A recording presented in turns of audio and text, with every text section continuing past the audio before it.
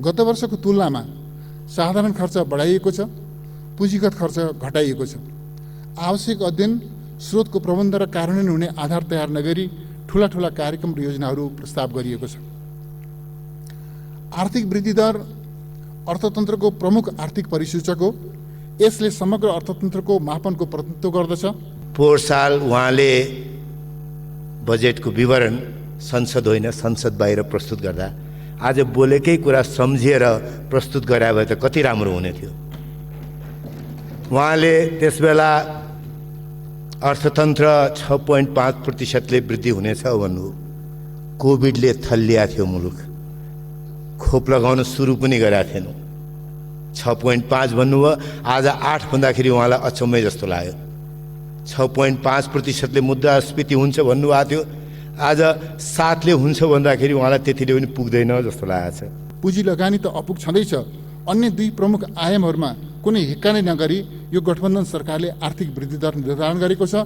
यसबाट बजेटको आधारभूत संरचना, उद्देश्य, नीति, कार्यक्रम, आयोजना, स्रोत र खर्चको अनुमान तथा यसले ल्याउने समग्र प्रभावहरूको आकलन सम्पूर्ण रूपमा नै गलत छ भन्ने कुरा पुष्टि हुन्छ।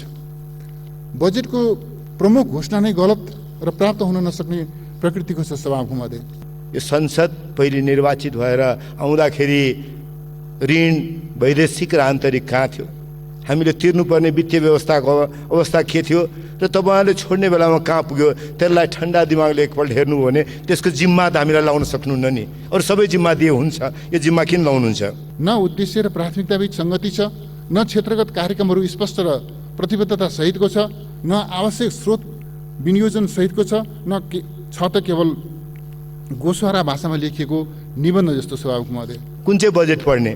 म चुनौती दिएर भन्न चाहन्छु, 1, 2, 3, 4 वटा बजेट तपाईँले राखेको कुन चाहिँमा चाहिँ प्राथमिकता स्पष्ट थियो। अहिले पनि प्राथमिकता हुनुहुँदैन भने जसरी नै भन्नुभयो, रेल पनि आयो, पानी जहाज पनि आयो, बडो खुसी छ भनेर भने प्राथमिकता हुनुहुँदैन भन्ने भन्दा त अर्को अर्थ त लाग्दैन होला नि त्यो भने।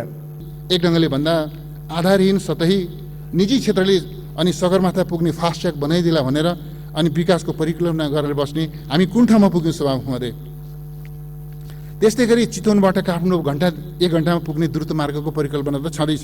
यो त चाहिँ चाहिने नै अत्यावश्यक आयोजना नै हो। यो त पक्कै पनि छिटै कार्यान्वयन हुनेछ, कार्यान्वयन जानेछ भनेर पनि म आशा गर्न चाहन्छु। सभामुख महोदय, अघिल्लो वर्ष 2078 साल जेठ 8 गते प्रतिनिधि सभा विघटन भयो। पूर्ववक्ता मान्यले 2078 साल जेठ 15 गते बजेट प्रस्तुत गर्नुभयो। प्रतिनिधि सभाभन्दा बाहिर बजेट प्रस्तुत गर्नु हो। आफ्नो बजेट पढ्नुहोस् न। निर्वाचनको घोषणा गरेपछि तपाईँले गरेको बजेट र अहिलेको बजेटलाई तुलना गर्नुहोस्। अहिले प्रतिनिधि सभा यहीँ छ, यो बजेट प्रतिनिधि सभाले पारित गर्ने हो। 6-7 महिना अवधि भने पनि प्रतिनिधि सभा जुन दिनसम्म छ त्यो दिनसम्म रहन्छ। त्यो दिनसम्म प्रतिनिधि सभाबाट अनुमोदन गर्ने बजेटलाई तपाईँले संसद छलेर, संसद विघटन गरेर अनि बजेट पनि भन्न नमिल्ने गरी सार्वजनिक खर्चको जानकारी भनेर प्रस्तुत गर्नुपर्ने परिस्थितिसँग तुलना गर्नु उचित भएन। कार्यक्रमहरू चाहिँ यता बाँड्ने, त्यता बाँड्ने, उता बाँड्ने, उता बाँड्ने पर्याप्त मात्रामा वितरणमुखी छ यो कार्यक्रम। त्यो सबैतिर वितरण छ। धेरै उदार मना चाहिँ नेतृत्व यो बजेट निर्माणको क्रममा चाहिँ पाएको छ बजेटले भन्ने कुरा यसमा चाहिँ छर्लङ्ग छ। सभामुख महोदय, तर यति धेरै वितरणमुखी बजेट ल्याउन सक्ने अवस्था हो भनेदेखि सभामुख महोदय, सामाजिक सुरक्षा भत्ता 5,000 किन नपुर्याएको? पूर्व अर्थमन्त्रीजी, मान्य सदस्यजीसँग मेरो मित्रता पनि लामो छ, नातो पनि पर्छ। त्यसैले समकालीन नेपालमा नाता पर्ने ठाउँमा धेरै चर्को र तीव्र आलोचना, तिखो आलोचना पनि गर्नु हुँदैन। त्यसैले यतिमै मैले त्यहाँ छुट्याएँ, उतातर्फ जान्न म।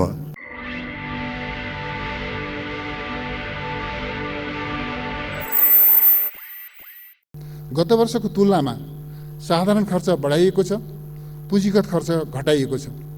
आवश्यक अध्ययन, स्रोतको प्रबन्ध र कार्यान्वयन हुने आधार तयार नगरी ठूला कार्यक्रम र योजनाहरू प्रस्ताव गरिएको छ। आर्थिक वृद्धि दर अर्थतन्त्रको प्रमुख आर्थिक परिसूचक हो। यसले समग्र अर्थतन्त्रको मापनको प्रतिनिधित्व गर्दछ। नीति तथा कार्यक्रम, सरकारको विकास निर्माण र सामाजिक परिवर्तन तथा रूपान्तरणका योजना, कार्ययोजना र प्राप्तिका उपलब्धिहरूको साझा निष्कर्षको एक महत्त्वपूर्ण परिचायक हुन्छ आर्थिक वृद्धि दर। आर्थिक वृद्धि दरको निर्धारण सुविचारित, यथार्थपरक र हासिल गर्न सक्ने हुनुपर्दछ। सभामुख महोदय, यो बजेटले निर्धारण गरेको 8% को वृद्धि दर पुरै आधारहीन, अविश्वसनीय र प्राप्त गर्न नसकिने प्रकृतिको छ। सभामुख महोदय, नेपाली अर्थतन्त्रको इतिहासको समीक्षा गर्दा हामी पाउँछौँ कि कुल गृहस्थ उत्पादनको आधार बेस अफ जीडीपी परिवर्तन गरिएको वर्षमा बाहेक 7% भन्दा माथिको आर्थिक वृद्धि दर भएको छैन। गत वर्ष मात्रै कुल गृहस्थ उत्पादनको आधार बेस परिवर्तन भएको हुँदा यो वर्ष आधार परिवर्तन गर्ने प्रश्नै भएन। तसर्थ 8% आर्थिक वृद्धि दरको लक्ष्यले नेपाली जनता र दात्री संस्थाहरूलाई झुक्क्याउने र नेपाली अर्थतन्त्रको विश्वसनीयता गुमाउने बाहेक अरू केही सकारात्मक नतिजा दिँदैन। सभामुख महोदय, पोहोर साल उहाँले बजेटको विवरण संसद होइन संसद बाहिर प्रस्तुत गर्दा आज बोलेकै कुरा सम्झिएर प्रस्तुत गराए भए त कति राम्रो हुने थियो। उहाँले त्यसबेला अर्थतन्त्र 6.5%ले वृद्धि हुनेछ भन्नु, कोभिडले थल्लिया थियो मुलुक, खोप लगाउन सुरु पनि गरेका थिएनौँ। 6.5 भन्नुभयो, आज 8 भन्दाखेरि उहाँलाई अचम्मै जस्तो लाग्यो। 6.5%ले मुद्रास्फीति हुन्छ भन्नुभएको थियो, आज 7ले हुन्छ भन्दाखेरि उहाँलाई त्यतिले पनि पुग्दैन जस्तो लागेको छ। मैले यति भन्छु, भूमिका बदलिया छ भन्ने बित्तिकै हामीले भन्ने कुरा आकाश जमिनले फरक पनि हुनुहुँदैन। हो, चालु खर्च 30%ले संशोधित भन्दा, अन्य तहमा जाने खर्च 10%ले, समग्र चालु खर्च 21.7ले, पुँजीगत 26.7ले, वित्तीय व्यवस्था 32.2ले। यी सबै कुराहरू चुनौतीपूर्ण छन्, काम गर्न सकिन्छ, गर्नुपर्छ भन्ने मलाई लाग्छ।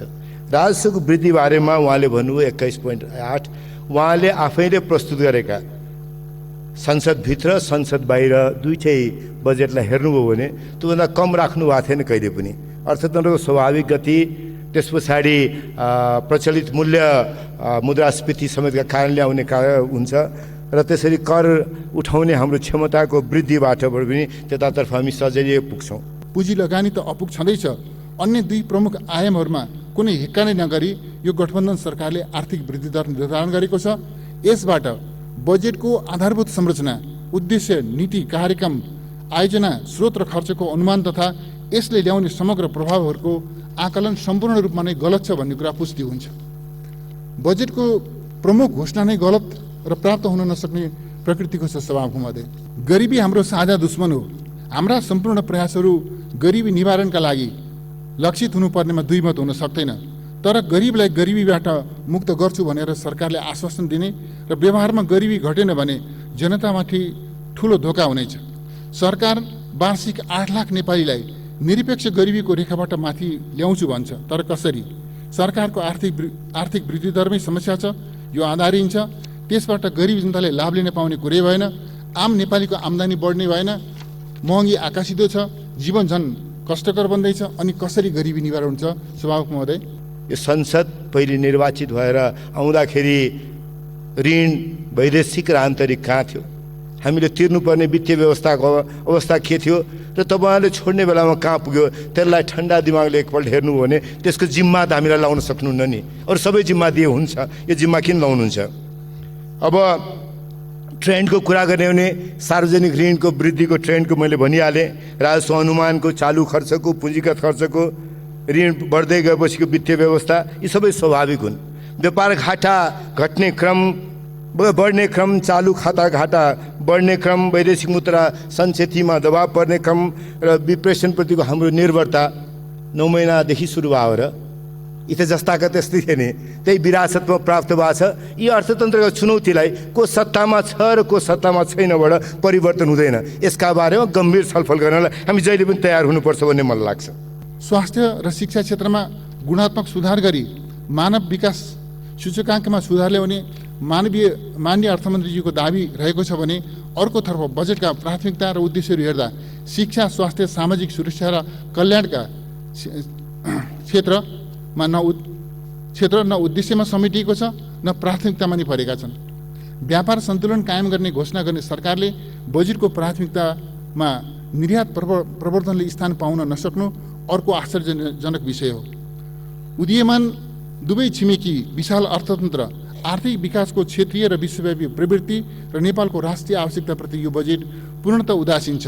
न उद्देश्य र प्राथमिकताबीच सङ्गति छ, न क्षेत्रगत कार्यक्रमहरू स्पष्ट र प्रतिबद्धता सहितको छ, न आवश्यक स्रोत विनियोजन सहितको छ, छ त केवल गोसवारा भाषामा लेखिएको निबन्ध जस्तो। सभामुख महोदय, यो बजेटमा न त पर्याप्त स्रोतको विश्वसनीय व्यवस्था छ, न कार्यान्वयनलाई प्राथमिकतामा नै राखिएको छ, न समय निर्धारण गरेर तोकिएको समयमा आयोजना कार्यक्रम सम्पन्न गर्ने र लक्षित परिणाम प्राप्त गरिछाड्ने प्रतिबद्धता नै छ। यी कुनै विषय बजेटको उद्देश्य र प्राथमिकतामा छैनन्, जबकि यी विषयहरू नेपाली अर्थतन्त्रका मूल समस्या हुन्, विकास व्यवस्थापनका जटिल समस्या हुन्। यो बजेटले न यी समस्याहरू जटिलताहरू पहिचान गरेको छ, न समाधान नै प्रस्तुत गरेको छ। तसर्थ यो निबन्धरूपी बजेटले कुनै डेलिभरी दिन सक्ने विश्वास गर्न सकिँदैन। सभामुख महोदय, कुन चाहिँ बजेट पढ्ने? म चुनौती दिएर भन्न चाहन्छु, 1, 2, 3, 4वटा बजेट तपाईँले राखेकोमा कुन चाहिँमा चाहिँ प्राथमिकता स्पष्ट थियो? अहिले पनि प्राथमिकता हुनु हुँदैन भने जसरी नै भन्नुभयो, रेल पनि आयो, पानी जहाज पनि आयो, बडो खुसी छ भनेर, भने प्राथमिकता हुनु हुँदैन भन्ने भन्दा त अर्को अर्थ त लाग्दैन होला नि त्यो भने। 70 वर्षबाट 68 वर्ष भयो भन्नेमा चिन्ता व्यक्त गर्नुभयो, अनि 5000 किन भएन भन्नुभयो। सरकार त फेरियो नि, तपाईँहरूको घोषणाको कार्यक्रम अहिले कसरी आउँछ? आएन, स्वाभाविक हो, यति त सम्झिदिनु पर्यो भन्ने मेरो अनुरोध मात्रै हो। कि त्यो पनि बिर्सिनु भयो, मैले सम्झाउनै पर्ने हो।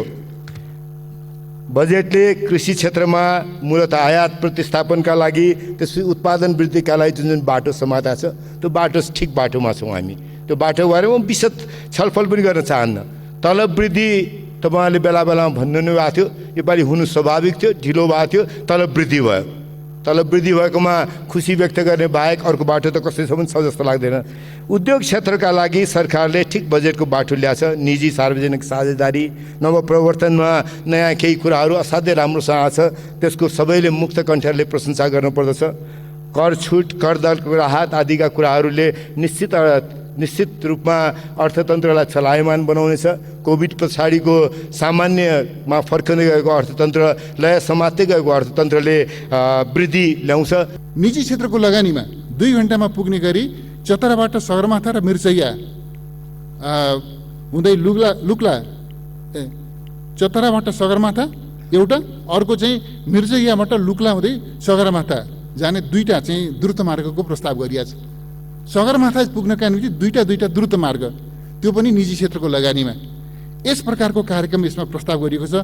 सभामुख महोदय, यो कार्यक्रमको मुक्त कण्ठले प्रशंसा गर्ने कि अनि के गर्ने? सभामुख महोदय, यस्तो खालको चाहिँ एक ढङ्गले भन्दा आधारहीन सतही निजी क्षेत्रले अनि सगरमाथा पुग्ने फास्ट्याग बनाइदिला भनेर अनि विकासको परिकल्पना गरेर बस्ने हामी कुन ठाउँमा पुग्यौँ? सभामुख महोदय, त्यस्तै गरी चितवनबाट काठमाडौँ 1 घण्टामा पुग्ने द्रुत मार्गको परिकल्पना त छँदैछ।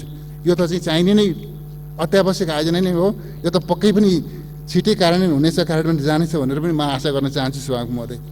र आत्मनिर्भरताका लागि कृषि उत्पादन भन्ने अर्को कुनै कार्यक्रम अघि सारेर, त्यो कुनै आधारहीन ढङ्गले अर्को कार्यक्रम अघि सारेर यस खालको गल्ती गर्ने यो अनुमति सरकारलाई हुन सक्दैन भन्ने ठान्छु सभामुख महोदय। प्रधानमन्त्री कृषि आधुनिकीकरण, म यसलाई किन पनि भनिरहेको छु भनेदेखि प्रधानमन्त्री कृषि आधुनिकीकरण कार्यक्रमलाई डाउन साइज गरिएको छ। यसको अर्थ यसलाई क्रमशः इरेज गर्ने सरकारको उद्देश्य छ। डाउन साइज गरिएको हुनाले अहिले केवल 5 अर्ब 90 करोड बजेट विनियोजन गरिएको छ र कृषिको यो आत्मनिर्भरताको लागि कृषि उत्पादन भनिएको यो कार्यक्रमका लागि 10 अर्ब बजेट लोड गरिएको छ। यो बजेट विनियोजनले नै बताउँछ सभामुख महोदय, प्रधानमन्त्री कृषि आधुनिकीकरण कार्यक्रमलाई यो सरकारले क्रमशः डाउन साइज गर्दै इरेज गर्न, इलिमिनेट गर्न चाहन्छ भन्ने कुरा छर्लङ्ग छ सभामुख महोदय। अघिल्लो वर्ष 2078 साल जेठ 8 गते प्रतिनिधि सभा विघटन भयो। पूर्ववक्ता मान्यले 2078 साल जेठ 15 गते बजेट प्रस्तुत गर्नुभयो। प्रतिनिधि सभाभन्दा बाहिर बजेट प्रस्तुत गर्नुभयो। आफ्नो बजेट पढ्नुहोस् न। निर्वाचनको घोषणा गरेपछि तपाईँले गरेको बजेट र अहिलेको बजेटलाई तुलना गर्नुहोस्। अहिले प्रतिनिधि सभा यहीँ छ, यो बजेट प्रतिनिधि सभाले पारित गर्ने हो। 6-7 महिना अवधि भने पनि प्रतिनिधि सभा जुन दिनसम्म छ त्यो दिनसम्म रहन्छ। त्यो दिनसम्म प्रतिनिधि सभाबाट अनुमोदन गर्ने बजेटलाई तपाईँले संसद छलेर, संसद विघटन गरेर अनि बजेट पनि भन्न नमिल्ने गरी सार्वजनिक खर्चको जानकारी भनेर प्रस्तुत गर्नुपर्ने परिस्थितिसँग तुलना गर्नु उचित भएन। तपाईँले निर्वाचनको घोषणा गरेर निर्वाचनलाई प्रभावित गर्ने खालको जे भाषा प्रयोग गर्नुभएको थियो त्योभन्दा निकै कम भाषा छ। तर मैले यति चाहिँ भन्नुपर्छ, अब आजको जमाना एउटा अर्को गजबको चाहिँ यसमा विवेचना गर्नुपर्ने विषय छ सभामुख महोदय। यसले एउटा बडो मिठो नारा दिएको छ, महिला पहिला। यो नाराको चाहिँ श्रृङ्खलामा एउटा यो चाहिँ मिठो नारा पनि सूत्रबद्ध गरिएको छ सभामुख महोदय। महिला पहिला कति राम्रो छ, कति आकर्षक छ। देशभरिका सबै दिदीबहिनीहरू, आमाहरू खुसी हुने खालको नारा छ। तर सभामुख महोदय, म स्मरण गर्न चाहन्छु, सत्तापक्षीय गठबन्धनले हालै सम्पन्न भएको स्थानीय तहको निर्वाचनमा प्रमुख, उपप्रमुख, अध्यक्ष र उपाध्यक्ष मध्ये कुनै एक महिला उम्मेदवार हुनै पर्ने संवैधानिक व्यवस्थालाई ठाडो के भनेदेखि उल्लङ्घन गरेको छ, जसका कारणले गर्दा आज देशभरिमा करिब 150 भन्दा बेसी महिला नेत्रीहरू जो नगर प्रमुखको रूपमा, उपप्रमुखको रूपमा, अध्यक्ष वा नगरपालिकाको अध्यक्ष उपाध्यक्षको रूपमा निर्वाचित हुनुभएको हुने थियो। 150 भन्दा बेसी महिला दिदीबहिनीहरूलाई पालिकाको प्रमुख, उपप्रमुख भएर निर्वाचित हुने त्यो अधिकार कर्टेल गरेको छ। यस्तो रङ्गले महिला दिदीबहिनीहरूको अधिकार कर्टेल गर्ने सरकारले अनि नारा भने के दिएको छ सभामुख महोदय भनेदेखि महिला पहिला। यो त हामी सबैले भित्तामा टाँस्नै पर्छ होला सभामुख महोदय। यो कोटेसन कार्यक्रमहरू चाहिँ यता बाँड्ने, त्यता बाँड्ने, उता बाँड्ने, उता बाँड्ने पर्याप्त मात्रामा वितरणमुखी छ यो कार्यक्रम। त्यो सबैतिर वितरण छ। धेरै उदार मना चाहिँ नेतृत्व यो बजेट निर्माणको क्रममा चाहिँ पाएको छ बजेटले भन्ने कुरा यसमा चाहिँ छर्लङ्ग छ सभामुख महोदय। तर यति धेरै वितरणमुखी बजेट ल्याउन सक्ने अवस्था हो भनेदेखि सभामुख महोदय, सामाजिक सुरक्षा भत्ता 5,000 किन नपुर्याएको? हिजो त हामीले चुनावको घोषणापत्र ल्याउँदा सभामुख महोदय संयोग के थियो भनेदेखि त्यति बेला नेकपा एमाले र नेकपा माओवादीको संयुक्त चुनाव घोषणापत्र थियो र त्यो चुनाव घोषणापत्रमा हामी 5 वर्षमा 5,000 पुर्याउँछौँ भनेर दाबी गरेका थियौँ र स्वभावैले त्यो दाबीसँग वर्तमान अर्थमन्त्रीज्यू पनि दिलदेखि नै सहमत हुनुहुन्थ्यो भन्ने कुरा मलाई राम्रोसँग थाहा छ सभामुख महोदय। पूर्व अर्थमन्त्रीजी, मान्य सदस्यजीसँग मेरो मित्रता पनि लामो छ, नातो पनि पर्छ। त्यसैले समकालीन नेपालमा नाता पर्ने ठाउँमा धेरै चर्को र तीव्र आलोचना, तिखो आलोचना पनि गर्नु हुँदैन। त्यसैले यतिमै मैले त्यहाँ छुट्याएँ। उतातर्फ जान्न म। अब मैले हिजो पूर्व अर्थमन्त्री खतिवडाजी जसले 3वटा बजेट प्रस्तुत गर्नुभयो उहाँको सुन्दै थिएँ। भूमिका बदलिएसँगै हामीहरू व्यावसायिक र बौद्धिक सीमा र परिधिको आवरण चाहिँ पहन्छौँ, त्यहाँभन्दा बाहिर जाँदैनौँ। तर टिप्पणी चाहिँ भूमिका जसरी बदलिन्छ टिप्पणी पनि त्यसै गरी बदलिन्छ।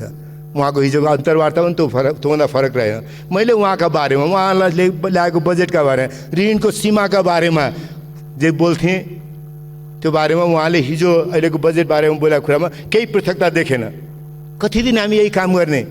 भूमिका बदल्यो भन्ने बित्तिकै एउटा ठाउँबाट अर्को ठाउँमा छलाङ मारेर आफ्ना टिप्पणीहरू राख्ने, यो बाटोलाई छोडौँ, यो बाटोलाई छोडौँ। मलाई लाग्छ यस्ता टिप्पणीबाट न अर्थतन्त्रको संरचना बदलिन्छ, न अर्थतन्त्रको सम्भावना बदलिन्छ, न कार्यान्वयन गर्ने क्षमता बदलिनमा हाम्रो परिवर्तन नै आउँछ। यो सबै कुरा गर्दाखेरि मलाई अब यतातर्फ धेरै कुरा गर्नु छैन। अर्थमन्त्रीजीले जसरी बजेट प्रस्तुत गर्नुभएको छ, अब थुप्रै मान्य सदस्यहरूले यसका बारेमा कुरा राख्नुहुन्छ। त्यसैले मैले यो बजेटका बारेमा धेरै ठुलो प्रतिरक्षा गर्नुपर्ने छैन। फेरि आक्रामक पनि यो ठाउँबाट जसले हुनुभएको छ उहाँहरूले आफैलाई हेरेर पोहोर साल मैले गरेको थिएँ, योपालि उहाँले गर्नुभयो, तर उहाँले राम्रै गर्नुभयो, म प्रतिनिधि सभाबाट भागेर गएको थिएँ, उहाँ प्रतिनिधि सभामा बसेरै गर्नुभएको छ भन्ने मात्रै बुझिदिए पुग्छ। त्यहाँभन्दा बढी म टिप्पणी गर्दैन। अघि नै भने नातो छँदैछ। समकालीन नेपालमा नाता चाहिँ जोगाउनै पर्छ। अब मलाई एउटा विचारका बारेमा कुरा गर्ने अभिरुचि बढा छ, त्यतातर्फ जान्छु। रिचर्ड टी एलीले असाध्यै महत्त्वपूर्ण विचारकको रूपमा मैले भन्छु उहाँलाई। विस्कन्सिनमा, युनिभर्सिटी अफ विस्कन्सिनमा हुनुहुन्थ्यो। लामो करियरमा उहाँलाई समाजवादी विचार बोक्यो भनेर विश्वविद्यालयबाट हटाउने कोसिस हो। पछि प्राज्ञिक स्वतन्त्रताको आधारमा उहाँ जोगिनुभयो। अर्कोतर्फ समाजवादी भन्दा उहाँको भाषाका समाजवादी भनेको अहिलेको कम्युनिस्टहरू भन्ने अर्थमा बुझे हुन्छ। समाजवादीहरूले आफ्नो राजनीतिक प्रतिवादको तारो बनाएका थिए विरोधी विचार भनेर। अस्वाभाविक होइन, यो कारणले पनि मेरो उहाँका प्रति अभिरुचि बढाएको छ। अभिरुचि यसकारण कम्युनिस्टको तारो हुनुहुन्थ्यो, अभिरुचि यसकारण प्राज्ञिक स्वतन्त्रताको बाटो नभए उहाँलाई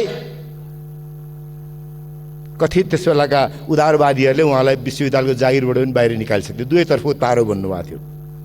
यो विद्युतीय सवारी साधन हामी किन यसरी फुटबल बनाइरहेको छौँ सभामुख महोदय? समय त सिद्धियो। सकिने आँट्यो सभामुख महोदय, म धेरै लिन्न। यसरी किन फुटबल बनाइरहेका छौँ? नेगेटिभ लिस्टमा भएका सामग्रीहरू रक्सी, चुरोट, सुर्ती जस्ता चिजहरूमा अन्तशुल्क को प्रबन्ध गर्ने हाम्रो प्रचलन छ सभामुख महोदय। अब हामी के गर्ने भयो त भन्दाखेरि विद्युतीय सवारी साधनको इम्पोर्टमा पनि अन्तशुल्क लगाउने भयो, अन्तशुल्क लगाउने भयो र भन्सार महसुल बढाउने भयो सभामुख महोदय।